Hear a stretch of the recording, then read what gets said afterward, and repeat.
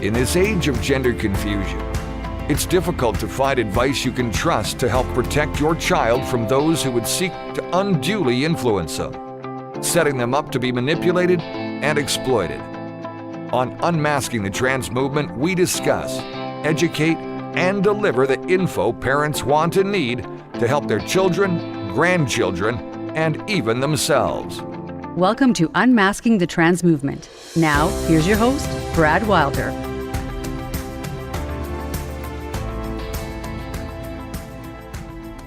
Good evening, everyone, and welcome to Unmasking the Trans Movement with John Euler. I'm your host, Brad Wilder. With us tonight is Dr. Ann Gillies. John and Dr. Ann have a lot to get to tonight, including the 9 key red flags to kick things off that are going to talk about predators this time rather than sexual abuse, which is a whole lot different. We're going to discuss a little bit about Dr. Ann's latest book, and as well, John's got some really great information that, takes a whole lot of time to get together and get prepared to even present this information. But once he gets into it, I tell you what, he is the expert, he is the professional, and he's got all the answers if you've got the questions. So by all means, join us on our chat tonight. I notice that Big Island Beach is here, as well as Pretty Weird Duck, Tim and Miranda, and Liverbird all online with us so far. Come on board, join us. It's Unmasking the Trans Movement. We'll be back with more right after this. Citizens and librarians alike have expectations for libraries, and well-run ones can be amazing for everyone. School libraries are often essential to educating children, and as such, special rules apply for the well-being of children in every corner of the world.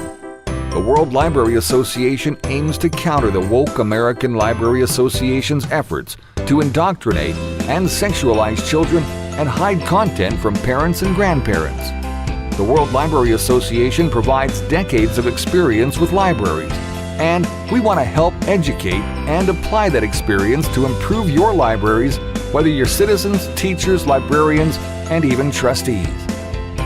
Our common sense model policies comply with community standards, enabling libraries to become truly useful for everyone in the community, and empowering librarians to ensure they work in a safe work environment. The World Library Association. Have questions? We're always open to talk about your libraries, new projects, creative opportunities, and how we can help you. The World Library Association. See us online at worldlibraryassociation.org. Welcome back. Well, tonight we are about to get into some, more indicators and sexual flags, but this time about predators, and it's something that we're going to point out how they work, how they operate. We're going to get inside their heads a little bit, which is going to help you as parents and grandparents also understand that the deviant level of these individuals has a beginning and actually has an ending. And you're going to find out what those 9 red flags indicate. And none better than, John Euler and Dr. Ann Gillies with us to give us really all of the inside information that you can't really find anywhere else, can you, John? Well, we'll do our best to ensure we are informative. Dr. Ann Gillies, thank you for being back. You are tough to corral. You're always on the move. In terms of your educating, your heart is spreading information about truth and about the truth of how kids are being exploited by the grand ruse called the trans movement. So welcome back. Good to be here, John. And it's a good combination for talking about predators because you have worked with predators for many, many years. I lived with a predator. And so we have both levels of experience. And I think that's valuable for people to understand. And so I'm looking forward. I love the work you did on this. So let's go. There we go. Well, we encourage people to go back in the series that we just completed, a 6-part series on the red flags of sexual abuse that's being reframed by those that are pushing the trans movement. And we thought it would be helpful to now look at the red flags of the perpetrators that are being reframed or ignored. And so we'll do a couple of things. One is we're going to cover in cursory fashion your book. and you found out the hard way what predators are like. So we're going to look at kind of the nature of predators, as it were, or how they are methodical, how they look to get over on people. And then that'll segue into what can people look for the red flags of predators who've decided to use the trans movement as their hunting fields. The number one place they like to go are churches. Absolutely. So they are opportunistic, right? Schools, sporting venues, wherever it is. But the trans movement provides certainly fertile hunting ground for predators. And then what we want our live audience to know that we've been working with on Sunday nights is that we, Brad, myself, and you, and because of our schedules and because this is a labor of love, we may be taking a little bit of a break and going back to our previous format, which is as time permits. We will then continue to come together as a team and cover these topics. But it really has been pretty intensive for all of us to try to prepare and adequately prepare. So we want people to know that this is probably going to be, we're going to take a little hiatus from our Sunday night live stream. And we will still be producing, but Ann, you are once again going on the speaking circuit.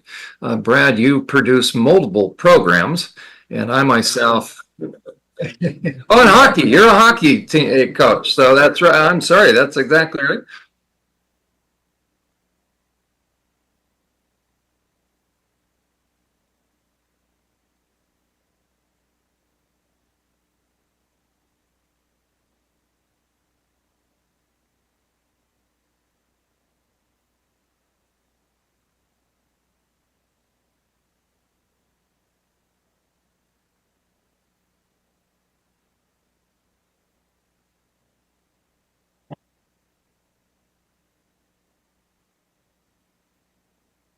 That's right.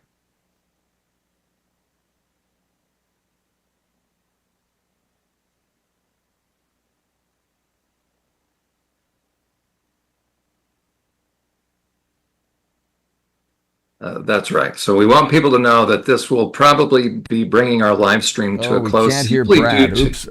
I'm sorry, everybody. Yes, I did have that one switch turned down there. So everything I just said didn't go out to anyone except you guys, Dr. Okay. and John. So, Brad, what you were saying is we all have lives. We all have.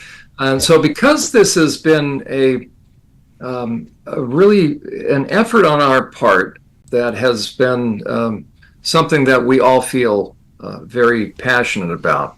But because it is not, we don't get paid for this. We have to try to figure out what's the best and most effective way to utilize our resources, our efforts, our time.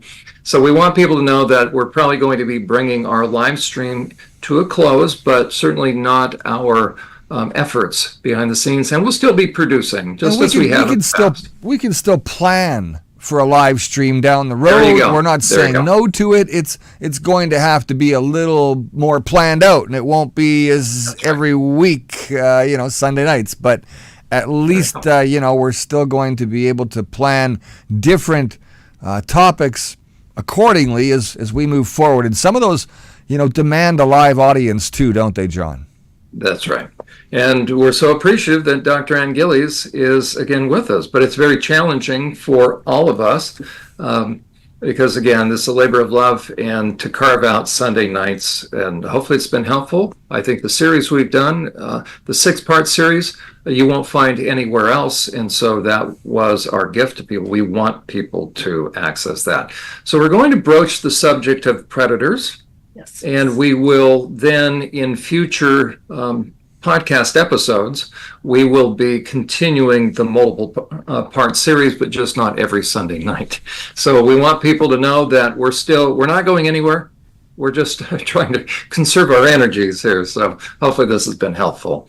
And any thoughts before we launch into this? And then we'll ask any thoughts from people that are watching.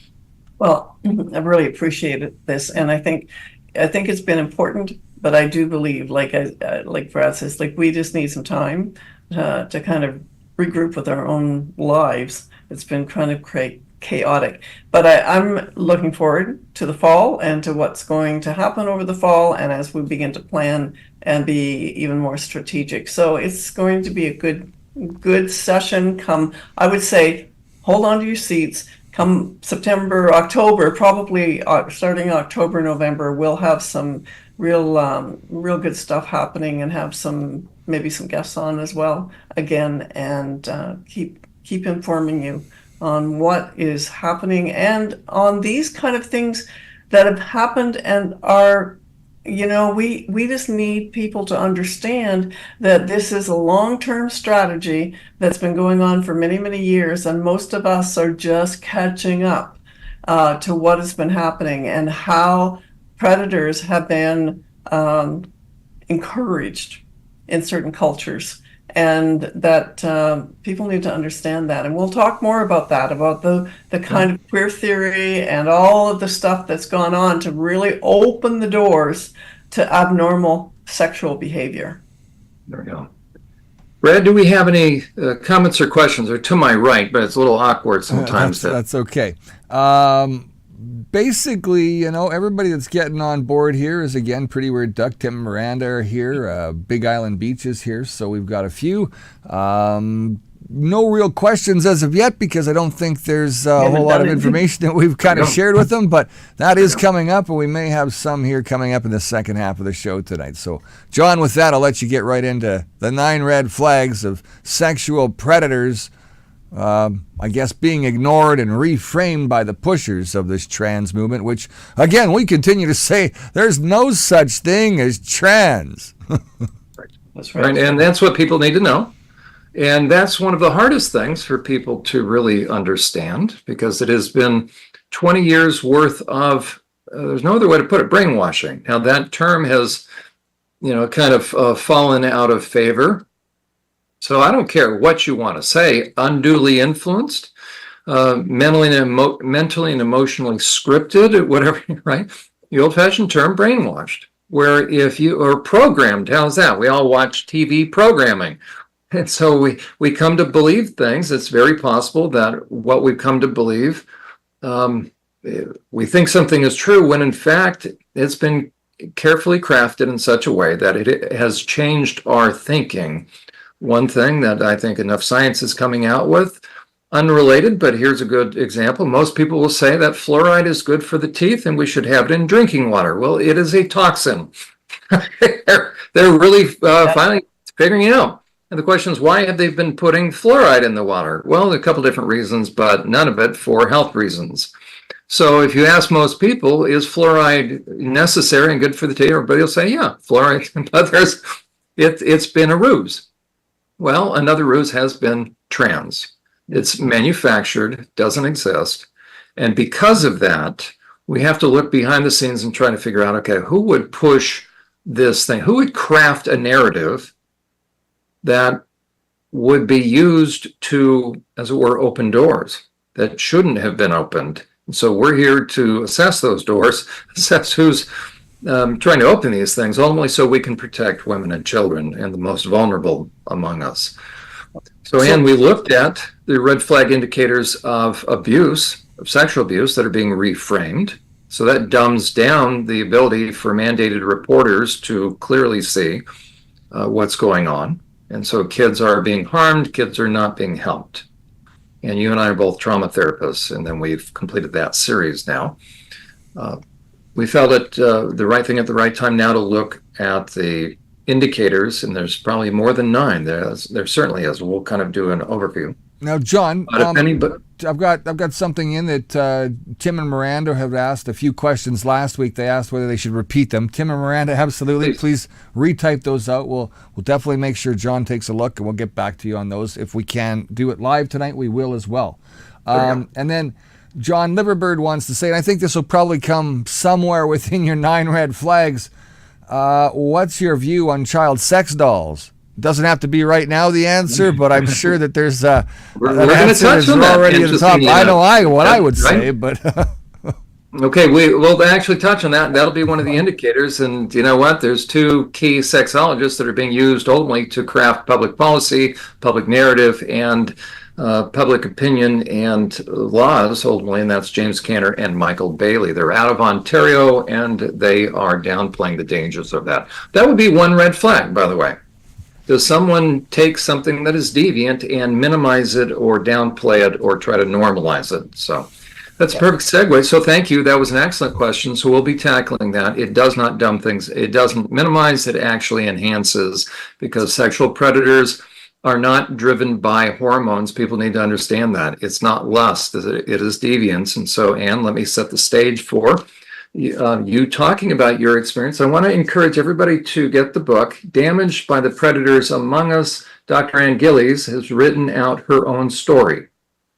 And so it is extremely useful. It's very reader-friendly, very hard topic, of course, but I was very appreciative that she asked if I would kind of include a few things. So some of my charts are in there. I was very appreciative of that opportunity.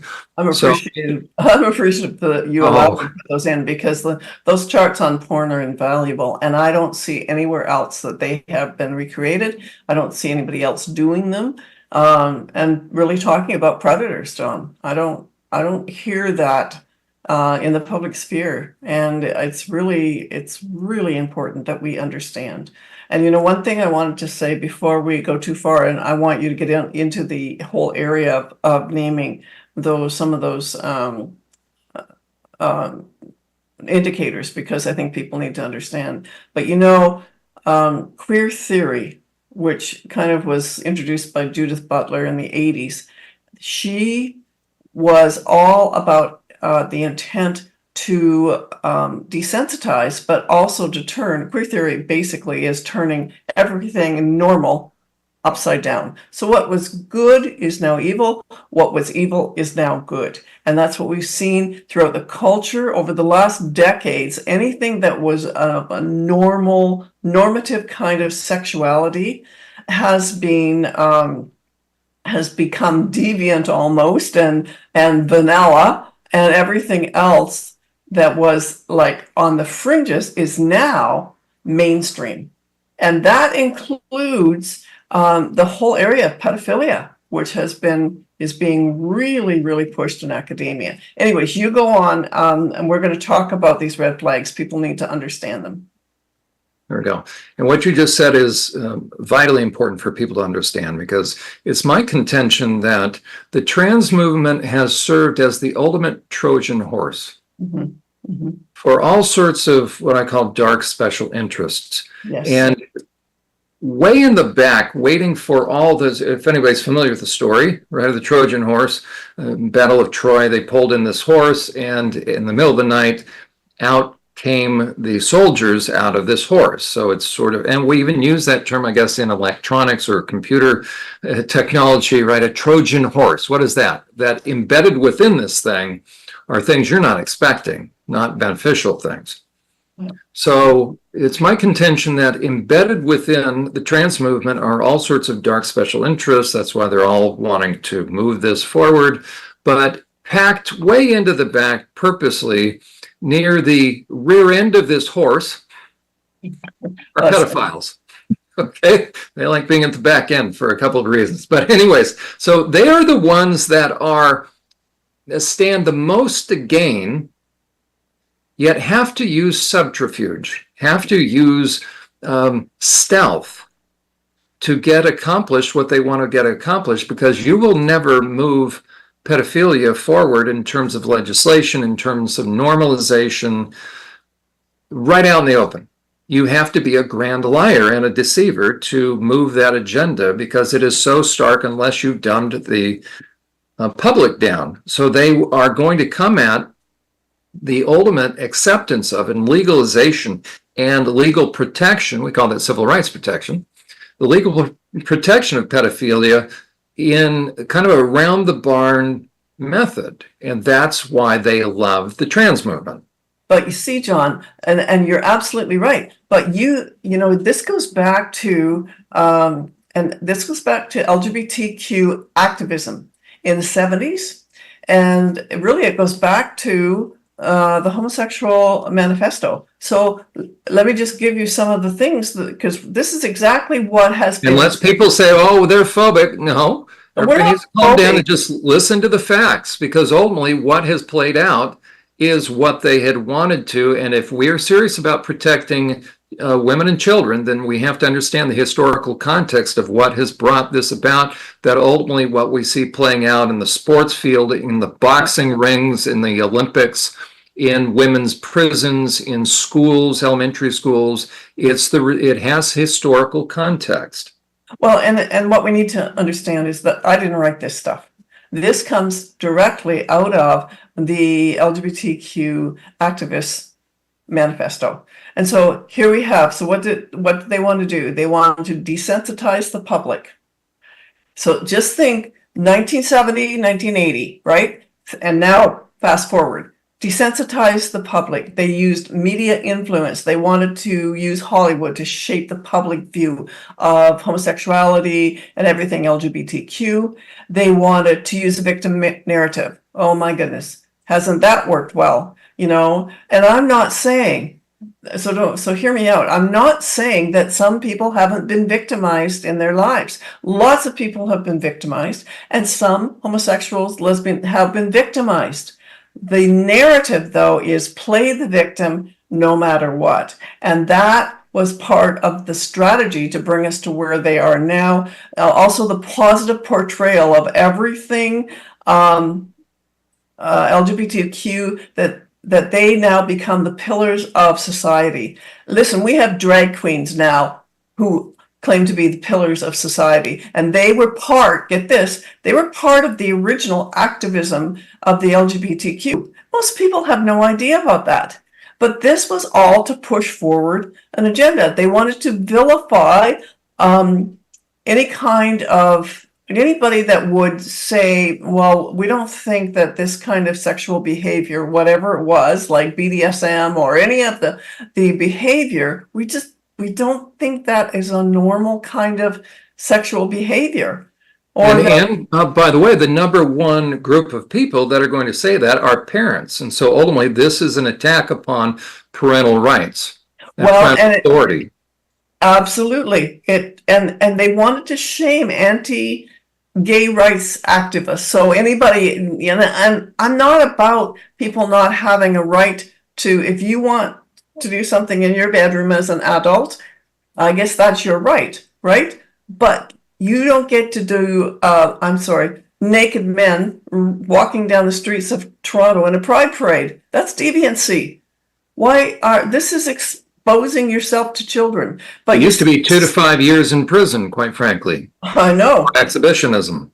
It is. And so all of those things were put in play in 1979, and I think they rewrote it in 1987.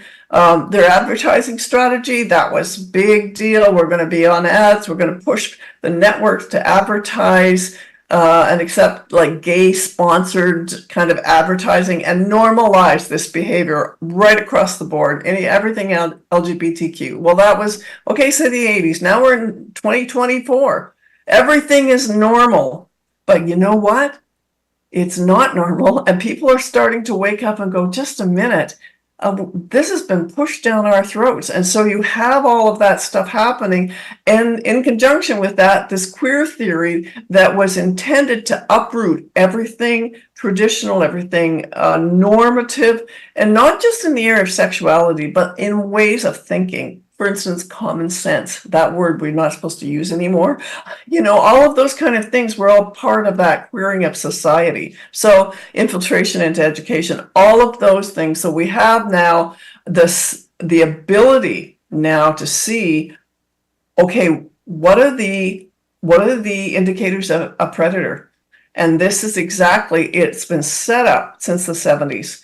And honestly, we in our society have really just kind of caved because of the pressure which we get. And the churches, the other thing was to vilify churches, Christian churches. That was part of their strategy. And to make them look like antiquated backwaters, you know, that was part of the rhetoric that they had. And the churches who stayed with kind of a biblical view of scripture needed to be ostracized, and what they wanted was that mainstream churches would begin to embrace this ideology. It's all happened. The mission has been accomplished, and we're in a mess. And now we have the pedophiles coming out of the Trojan horse. There we go.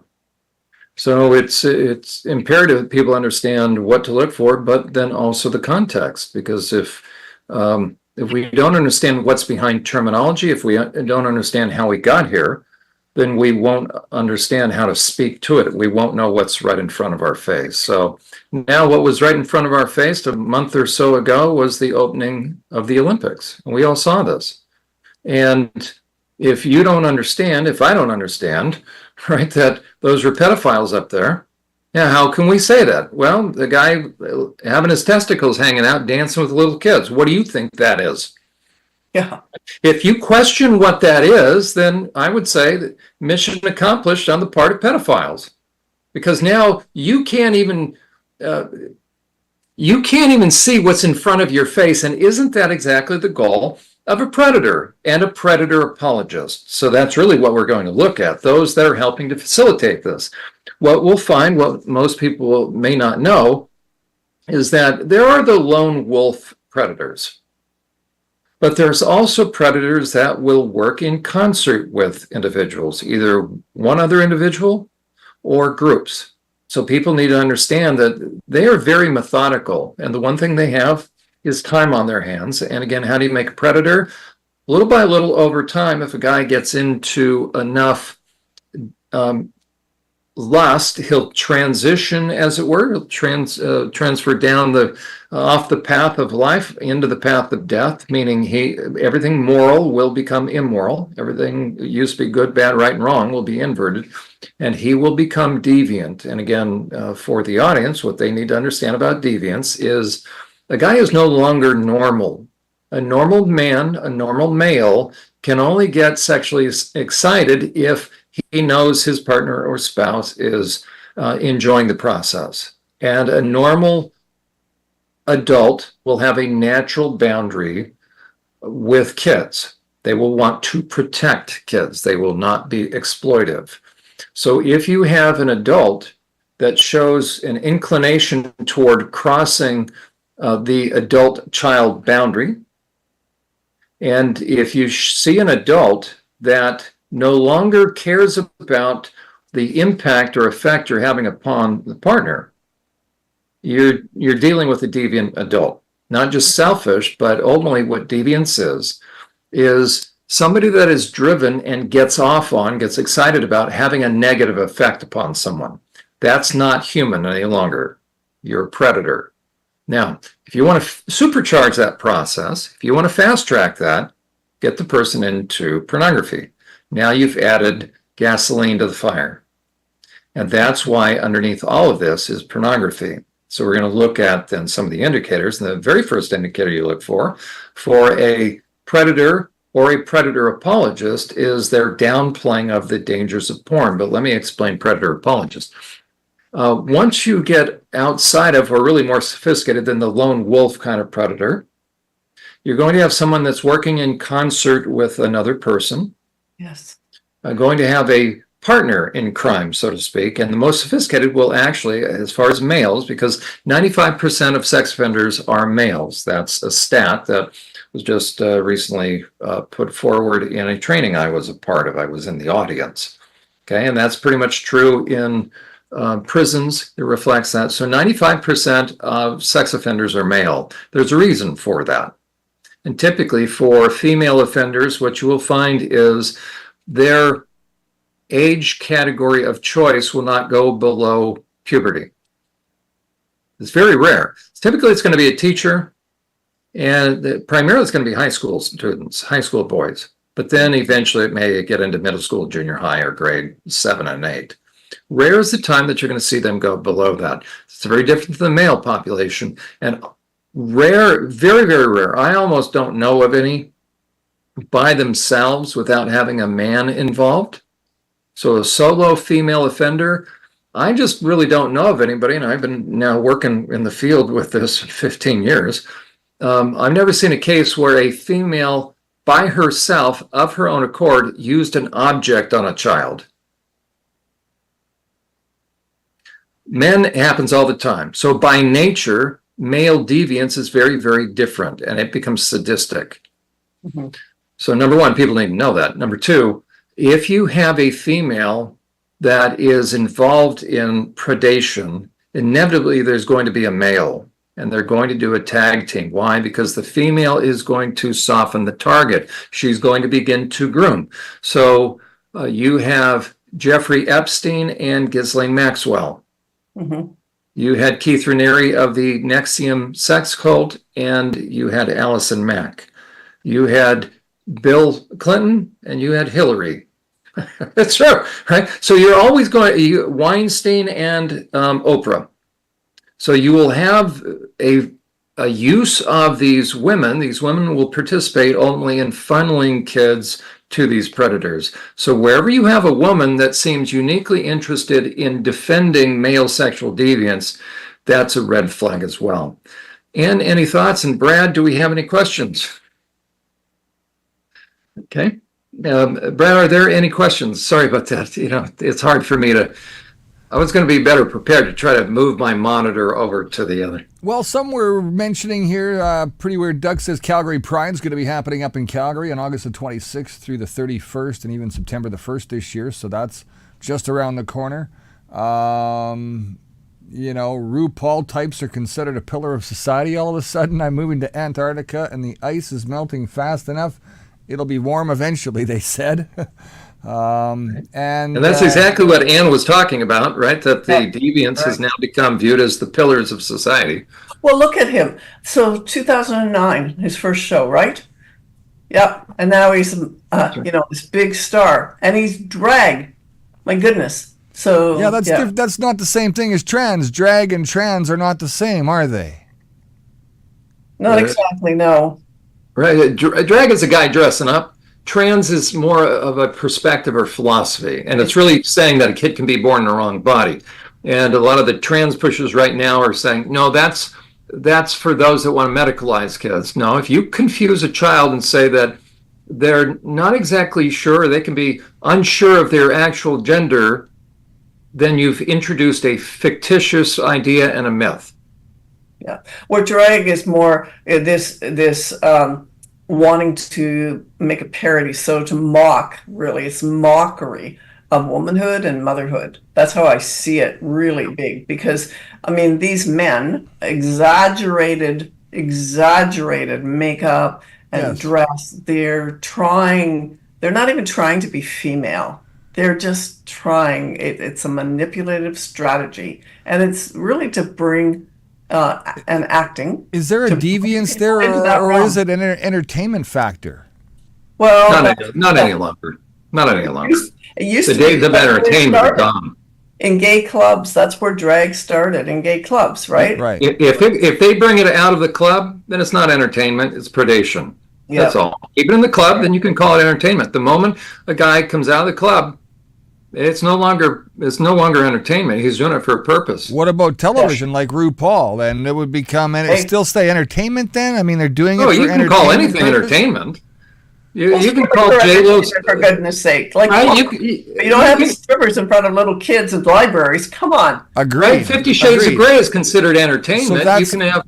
Right, you can have deviance. So that's where the deviance comes in, both of you. I think that's what I was trying to allude to, is that without saying that and let you guys get angry about it was exactly what I was hoping for. Yeah, we're ready to roll. That's a good point, right? The question is, do we look angry? And actually, we're not angry, but there is a righteous indignation. The question is, if you've never been angry about this, I have to wonder, where's your pulse or what's wrong with you? Absolutely. But, right? And so the deviance comes in, really the deviance comes in, not so much while it's in the gay club for adults downtown, as much as the deviance side of it showing up in our kids' classrooms and in our kids' libraries and in our kids' lives. And that is not the same as entertainment on TV or in a gay club downtown for adults. That's now reaching out and really, I guess, grooming and touching our kids in a way that we don't want them touched. Get your hands off our kids. That's right. Well, and I would say it's actually deviance. right? You I look at think those guys and you look at what they do with each other. The term golden showers, they pee on each other. Well, what you want to help me share? Share with me what positive thing. So deviance is about having a negative effect. When you see the male gay lifestyle, it's extremely deviant in the sense whips and chains. You hear that term? What is that? There's nothing about relationship. It's about dominance. Okay, that's not about love. So deviance is still massively within the gay community. That's where you have leather, you have BDSM. That's all deviance. That's not love. No, that's but right. it's crossed the line. It's crossed That's, the line into heterosexual behavior too, sexual behavior. oh yeah, no, 50 Shades of Grey. That's not normal. No, and it's not just within one particular community. I mean, it just flowed out, but it flowed out from that community. I think that's where we need to understand that it wasn't traditionally. Anyways, we need to get to the. There you go. We'll get it. But once they bring it out, then it's predation. Then they're on the prowl. So, and that's the thing about male deviance. You're not going to contain it. That's what people need to understand, because it's always progressive. And then it becomes very concerning, because if you think you can toy around with male deviance, then you haven't worked with male sex offenders in prison. You haven't seen the criminal histories. It never is contained. It simply becomes more sophisticated and more utilizes subterfuge in any way. And so whether they'll go into the ministry, whether they'll go into education, they'll go into academia, they will go into psychology, they'll go into law enforcement, they will go into politics, and eventually they'll be part of the, those that are World Economic Forum and positions of, so it doesn't matter, but you have to understand that, again, deviance is something that will always look for a victim. The smarter the perp is, the less we will know that it's taking place. So, well, now, any additional questions? We'll get into. So, listen, I just want to say that we have lit up the chat room. I'm glad I did that, because the chat room went berserk at that moment. Just like, I think I got everybody up there, and that's a good thing. That's the kind of live chats we love to have, is engagement and lots of comment and lots of I guess challenging, figuring out and understanding all of this, because it's so confusing and so complex. Yeah. And the first thing to keep in mind, here's one of the red flags of predators, by the way, just for all of us, is predators are so good at mentally manipulating people. And playing our sympathies against us. Alvin Louis talks about that see, predators know us better than we know them, because they once had a conscience. So they know people with a conscience want to give other people the benefit of the doubt. That's all predator needs, to play someone for a fool. So predators are going to go wherever good people that are going to give the benefit of the doubt to people, they're going to go there. And the first place they're going to go are churches. And let's now speak to, so they're going to go to places where people want to believe the best in another person. And talk for a few minutes. Okay, again, I want to encourage people to get your book, Damaged by the Predators Among Us, because you unfortunately ran into one. Not in the trans movement. So again, this is equal opportunity. We just want to help people understand the red flags, whether in churches or the trans movement. But the trans movement affords such a hunting opportunity. It's unbelievable. So let's talk to the audience about, how does a predator get over on someone? Well, first of all, they look in my case. So So I was married to a predator, totally unaware that I was married to a predator. Now, number one, there had been abuse in my background, so I was vulnerable that way. Then I was also very naive and trusting, extremely trusting. And what you said, John, this sense of a conscience, and looking back, easily manipulated into believing the lies that he told. Oh my goodness. And I just look back and I think, how could I have fallen for that? And I didn't know that he was abusing the children. I knew that he was having homosexual affairs. I knew that because he told me. But then he would use that And now, see, my first husband went through Bible college and was doing a church work with another more seasoned pastor and having homosexual affairs at the same time. So, and he was getting away with it.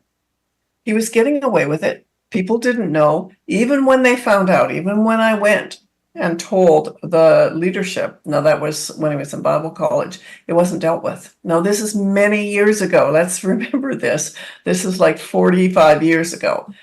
So it's not like it's dealt with now in churches. There's a whole system now to deal with things. But he was able to do things. And, you know, all that we've recovered and all that we understand at this point in time in our family's life is that he, and here's the other thing, his friends, homosexual friends that he invited into our house when I was working, raped my boys. Like, this is everything you're talking about, because he had connections within the gay community. And what you need to understand is within the gay community, there has always been an element on the sidelines way back, you know, when the activists were writing the manifesto. Don't let them see the pedophiles. That was kind of what was back in the 70s, which is exactly when my ex-husband was manipulating and then sexually abusing our children, and then inviting his friends in. And I remember way back in the church, this was probably when he was in Bible college, my children have very sketchy memories about this. But he would have men come in, and I had no idea, you know, this man needs a place to stay for the night, you know, he's out on the street or whatever from the church, and I'm thinking, I'm the do-gooder, right? Well, we have to be kind and compassionate to people.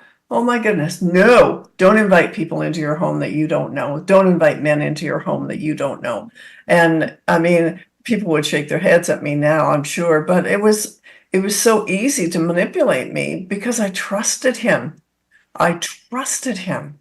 And I thought when you married someone, you could trust that person and take their word for things and, you know, all of that. And I could never have conceived that he was abusing our children. So this is someone not from the outside, not that was even grooming our children. They were right there. They're accessible. And, you know, the stats aren't very kind in this because most predators are fathers, biological or stepfathers.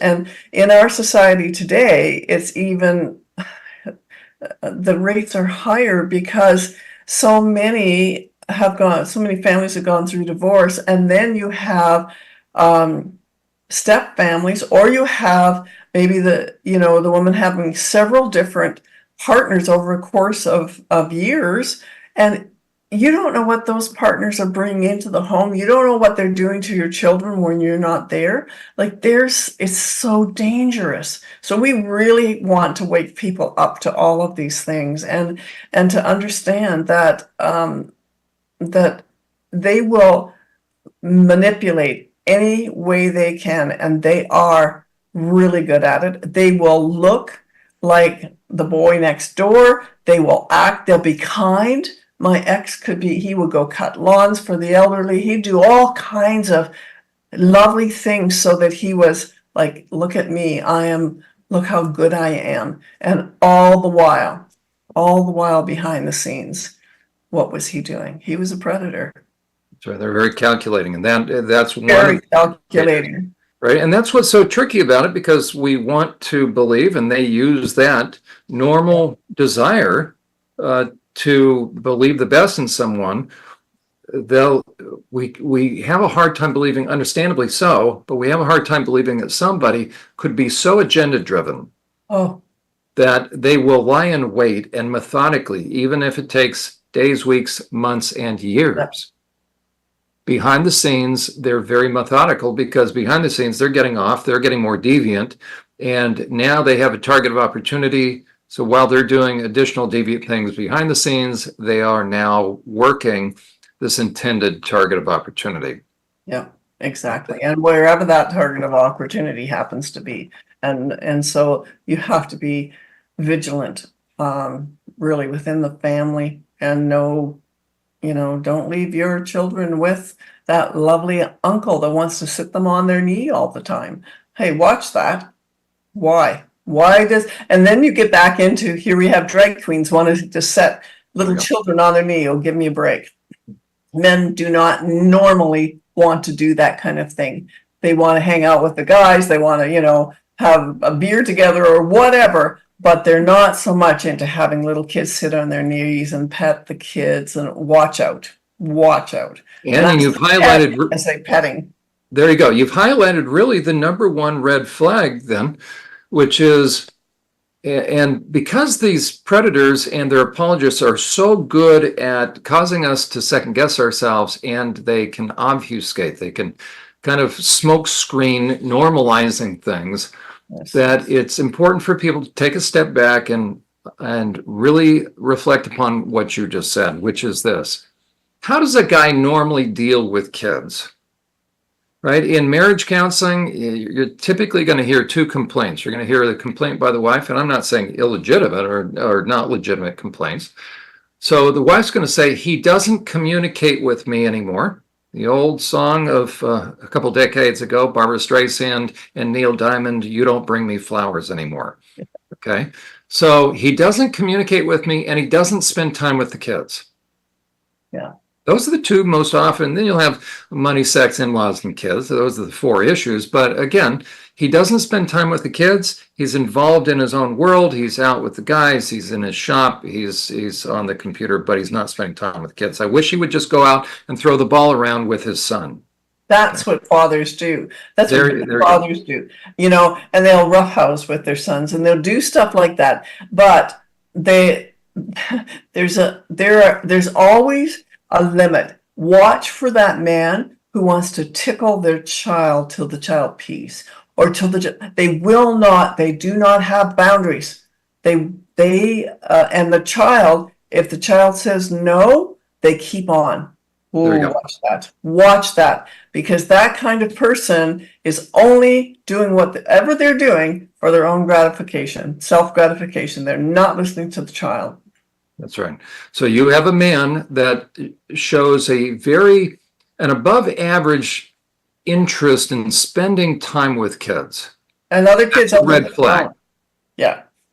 Okay, so that's now we want guys to spend time with kids, but there's a difference between serving as a healthy mentor versus wanting to spend time up close and personal with a kid.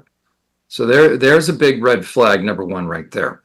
Number two is an adult, especially a male, but this goes either way, but let's say an adult male who is not in any field or professional capacity of, let's say, mental health or psychology or an MD, anything like that, who is uniquely interested in subjects related to the sex and sexuality of kids, such as trans.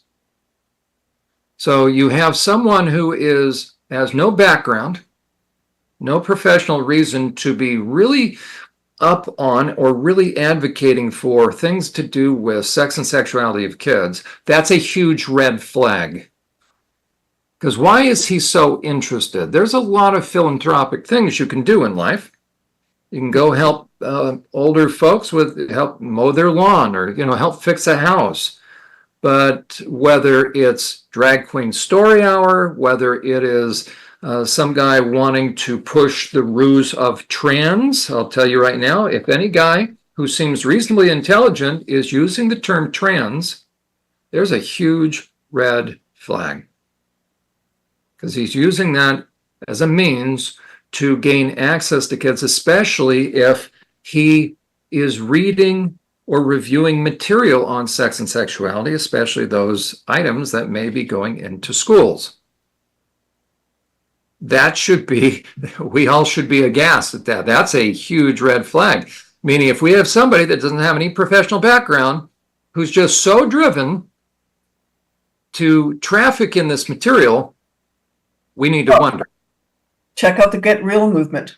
that's going across Canada, in schools. So we have these LGBTQ individuals coming into the schools, no training, no educational training, nothing special, just because they are LGBTQ activists. They get to come in and talk about sex and sexuality to your children. Oh man, why? Why did they want to do that? Right? So that should be the first thing that goes off in our minds, like, wait a second, here's an adult, let alone an adult male. Now, again, it can be a female as well. You had Ghislaine Maxwell working with Epstein. Okay. I'm just looking, let me do this. Brad has taken a momentary break here. So we've got a couple of comments. Mr. Alex said, one red flag I want to let John know. When it comes to video games, people who are pushing any video game to be played online only should be treated as suspect. That's an excellent point, right? We're not here to say 100% somebody's a perp, or and I'm calling also a perp apologist, but we need to have that sense of, hey, wait a second. Yeah. Right? We need to have our intuition about us. That's extremely well put, Mr. Alex. Right? And any thoughts about that? Well, yeah, the video games, online video games, are just such a direct line to get kids into this whole sexual deviance. Like it's a direct line. Here, we can go into this room and we can go into this room, we can hide here. Like it's just like this whole world is open to them through these video games. And most parents are unaware of. I mean, I don't have a clue. I don't want anyone to get into it too much because I really don't understand it, but it is so prevalent. Oh yeah, here we go. Well, we'll go through real fast unless Brad, if we have some more. I just saw one there, but okay. So in the interest of time, we're just going to cover a smattering of things. Then hopefully people will be on the edge of their seats. So when in a number of weeks when we come back, we'll probably continue this series so we can do it a little more methodically. This was a very good quote. I don't know when Sally Grover made this quote, but it really captures it, right? If you've got sorry, it's right in the way of I'm going to move this over just for a second, right? If you've got a female-only space, you're dealing with someone who has no respect for boundaries in terms of a man, right? If he's in a female space, you're already dealing with a predator. Good men don't go into female spaces. Female spaces exist to protect us from the men who want to go in. Well put. And I would say this, right? Good men don't dress in women's underwear and female clothing to gain access as well. Right. They're not going to make it all about them and push boundaries. Yet that is trans. You can't separate that stuff out now. And if you're going to take a kid and confuse them or allow them to be confused about their sex and sexuality. And I do know somebody had a question, what's the difference between sex and gender? It's been a play on terms. We're trying to go back to the original term, sex, which is male or female, quite frankly. And any thoughts about that? That's a really good question because gender is just this ambiguous term now that's out there that, you get to choose your, thoughts and how you think about your sexuality. And, there is an element of that, gender is more considered a role almost but sex is biological. So stay with the word sex instead of gender keeps us on the straight and narrow, so to speak, and helps us to really understand what's going on. Gender gets too elusive, I would say.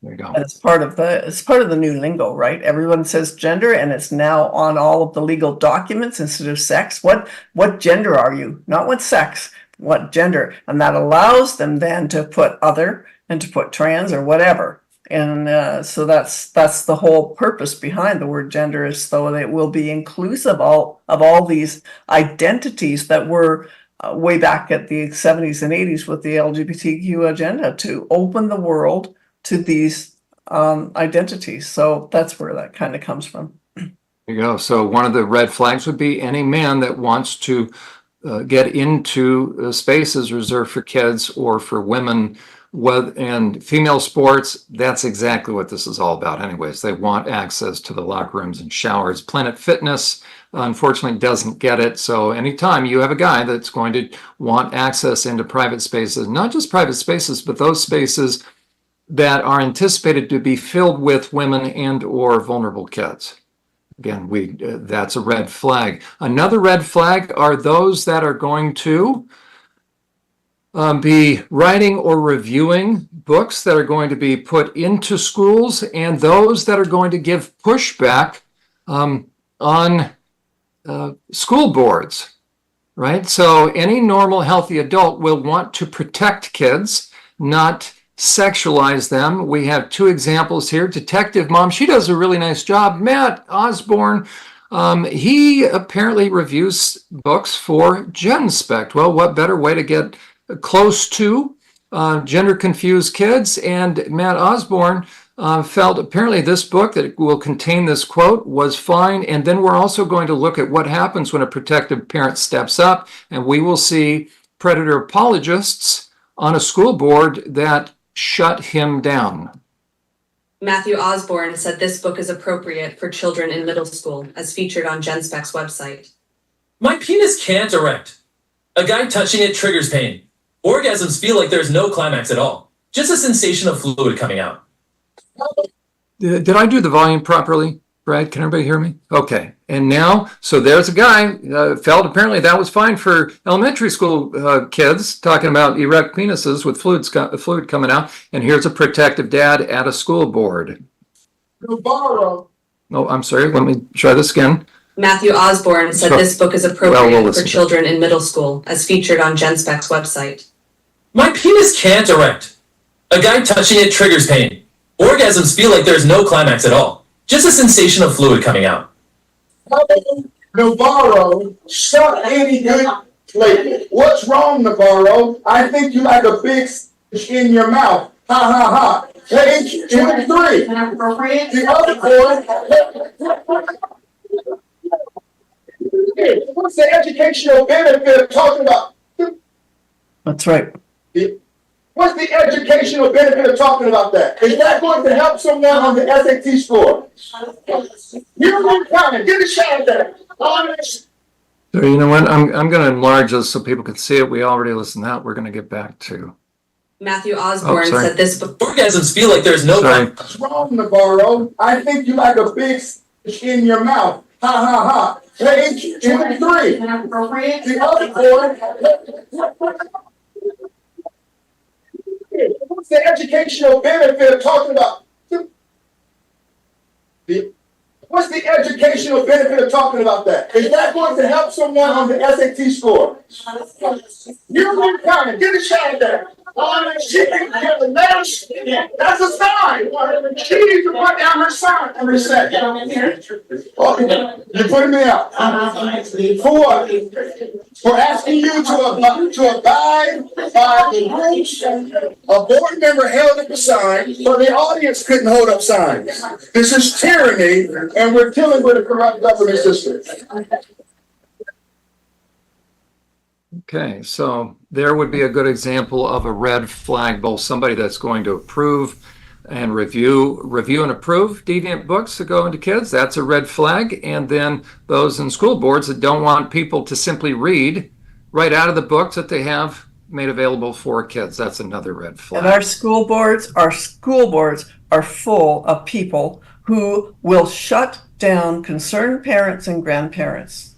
They won't let us speak. They won't let us talk to the issues. They won't let us bring those issues forward because they want to hold up their signs. We support LGBTQ. Well, we're tired of our children being read to with this kind of stuff. This That's is right. Disgusting. Accountability is coming. There's coercion, intimidation, extortion. All three of those are criminal charges. We're coming for you, teachers and school board officials. Don't worry. We haven't forgot about who you are. We've taken notes. We've made our lists. We've checked them twice. We've dotted our I's and crossed our T's. You're next. You're next. Not a threat. It's a promise. Pierre Barnes and more than enough people across this country have stood up and said no more. We're coming September the 20th. Hands off our kids. And Dr. Ann, you're a big part of that. Why don't you tell a little bit about that before we get close to wrapping up tonight? That's right. Well, September 20th, and we really want to put a plug in for Hands Off Our Kids. We need to join together across this nation at every town hall, that you can come together. Even if there isn't a leader, you could come together with a sign that says, hands off our kids, no other flags other than the Canadian flag. And you're there to make a statement to the school boards, to the government, and to other parents, to say, look what's going on. Wake up to what is being read to your children, what's being taught to your children, the deviancy that has been, it's not just filtered into the education system, it has just flooded into the education system. And we want to make parents aware. So every town hall across Canada, we want to see parents show up to protect the most vulnerable, our children. I like to say, get these individuals the mental help that they need. They need rehabilitation. They need time with therapy. They need time to give their head a shake and get it back on track. No different than you said no to drugs, no to smoking, no to alcohol, no to trans. All right? No to our kids and trans. Knock it off. Knock it off real quick. It's time. And we're going to have to stop that. I believe in therapy. As far as I'm concerned, with the school boards and the education system, the school superintendents in my area, jail would be the best solution. That's why I bring up the three things. Nothing less. It's free therapy, that's right. They have committed abuse of our children. That's right. By endorsing this nefarious agenda. They're going to enjoy their time with John Euler when they're in jail, just like we enjoy his time here on every episode we do. Right. They need to have their electronics searched. Well, before, and I'm aware we're up against time, let me give people a preview of things to come in the weeks and months to come as we're just starting this series. It's a valuable series, but again, due to time constraints, we're going to kind of do this a little more slowly. I want to show people what we call Church Protect, what's called the PERP ID assessment. Okay, so it's looking at various things. There's about 30 indicators. We'll just go through these fast. Anybody that, you know what, let me real fast here, play from current slide. Let's see if I can do this. Okay, here we go. So here's some indicators, somebody that you should be very concerned about if they downplay the dangers of porn, especially men, but anyone, but especially adults, but especially men. Justify porn use and advocates for or promotes the supposed benefits of Pornhub. Thank you, Dr. James Cantor and Michael Bailey, sexologists. Downplay the dangers of furries for minors, given the high degree of sexually deviant adults and predators within furries. They defend deviant men who engage in cosplay, costume play. They will reframe sexual deviance in terms of fetishes, in terms of sexual deviance, by the way. They'll defend kink or BDSM as something other than the reframing of sexual assault, and somehow they will say it's beneficial for sexual abuse survivors. They'll defend the use of predatory terms such as mature minors and bodily autonomy. They will follow and defend social media deviant male sexologists such as Michael Bailey, James Cantor. If either of James Cantor and Michael Bailey would like to come on the program and talk, more than happy to have them.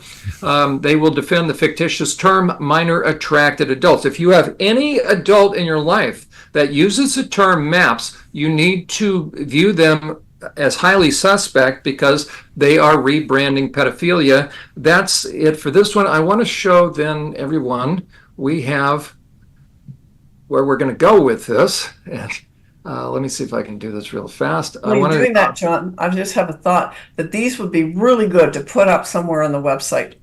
That you just That's right. And I think as we cover this, we will. So let me, and here is where we're going to go, but just so you can kind of see some red flags here. Okay, I'm going to scroll down because I want people to see that we've got low, medium, and high risk. This is an assessment that I've been creating. This is on Church Protect, not on there yet, but churchprotect.org. So here's kind of the mild to moderate to serious red flags of those that are going to downplay the concerns. Okay, so really people that are going to take a low bar approach. Number one, so all these different questions, there's 30 total questions. They will end up going into some of these different categories. I'll just read these. So there are, how many do I have? 10? So out of 10 kind of categories. So an adult that downplays, defends, promotes, or teaches tolerance of sexual deviance and reframing grooming activities. So be cautious of anyone that does that. Number two, minimizes or downplays the dangers of and the addictive natures of pornography and sexual deviance. Again, if you have an adult that's doing this, very suspect. Number three, downplaying, reframing, and rebranding of twisted, dangerous, and or predatory deviance, meaning sex bots, child sex dolls, fetishes versus perversion. They're going to call them fetishes. They'll call them AGP instead of deviant sex, cross-dressing, sexually deviant men.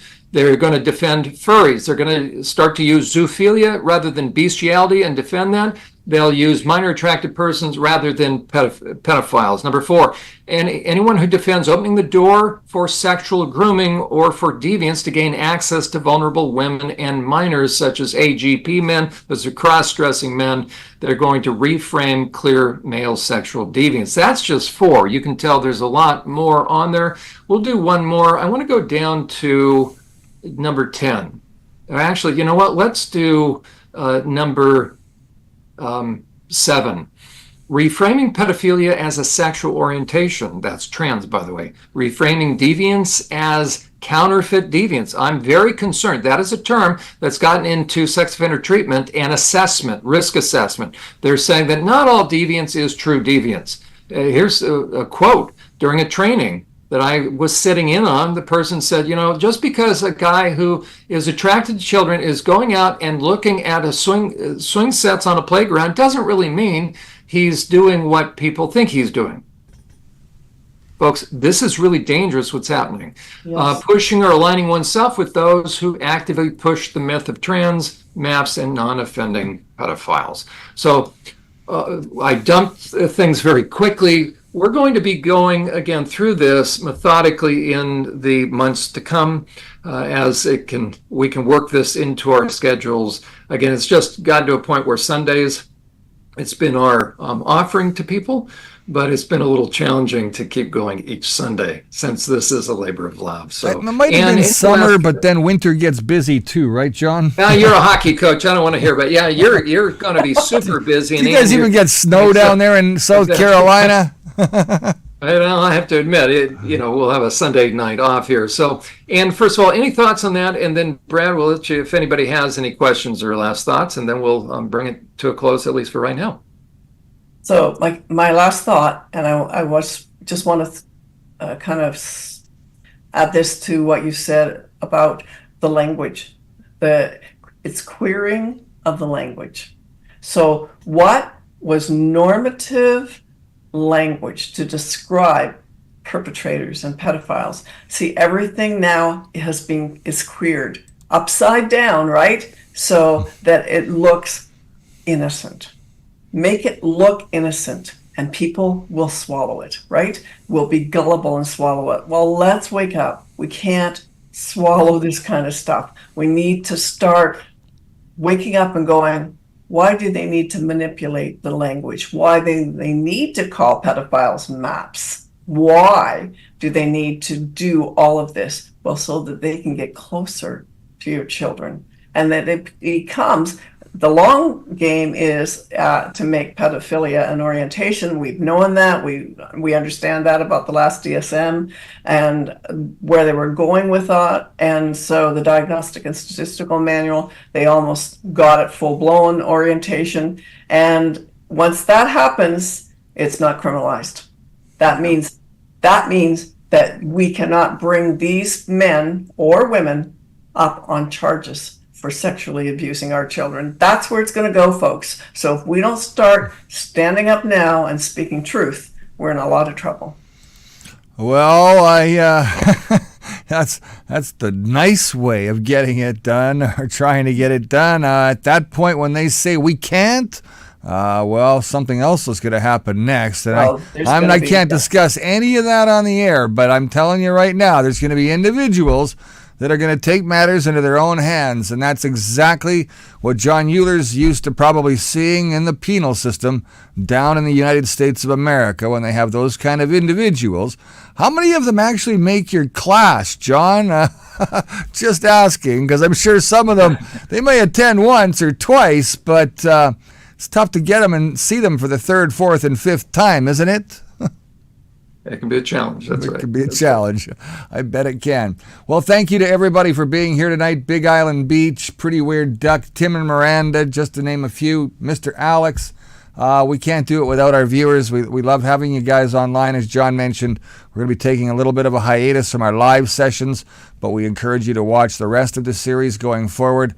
We will advertise and have some live sessions still throughout the winter, but as our schedules kind of take off and we move forward into fall and winter, it gets a little bit more hectic for some of us. If we can find a different day maybe that all works, we may be able to swing it to a different day that suits us all a little bit better, but right now, schedule's got to be in line and in sync, and we've got to have a little bit of space to do that rather than putting the pressure on ourselves every Sunday night to get together like we've been doing. John, Tim and Miranda say, hey, you got to look into somebody named Ryan Montgomery, so please take a look. Pretty Weird Duck's final comment, hey, counterfeit deviants, what they're printing is new money. That's right. That's right. So, and as to the DSM-5 guys, yeah, you guys are welcome on the show anytime. We'll do a special live interview, whatever daytime, day or night, 24 hours, you got us. We'll be there, and we would love to have you guys on the program and have a great discussion about, well, how much we think you're a POS. We'll do it academically, though. Of course. I only use... Friendly and kind. They like three-letter associations, don't they? That's right. I could name a few more, but I'm not allowed to do that on the program. I'll But you know what? You're a true blue hockey coach, Brad, so we appreciate that. We're not allowed to use those terms in hockey anymore either. I'll just say that too. I know. So, all right. Well, thanks again for both of you for being here. Dr. Ann, John, always a pleasure. You guys have yourself a great night and a great week ahead, and we'll look forward to having everybody back together again real soon. Thanks for watching. This is Unmasking the Trans Movement with John Euler. Once again, remember, it's not our kids' fight, it's our fight. It's time for you to get involved. We'll see you soon.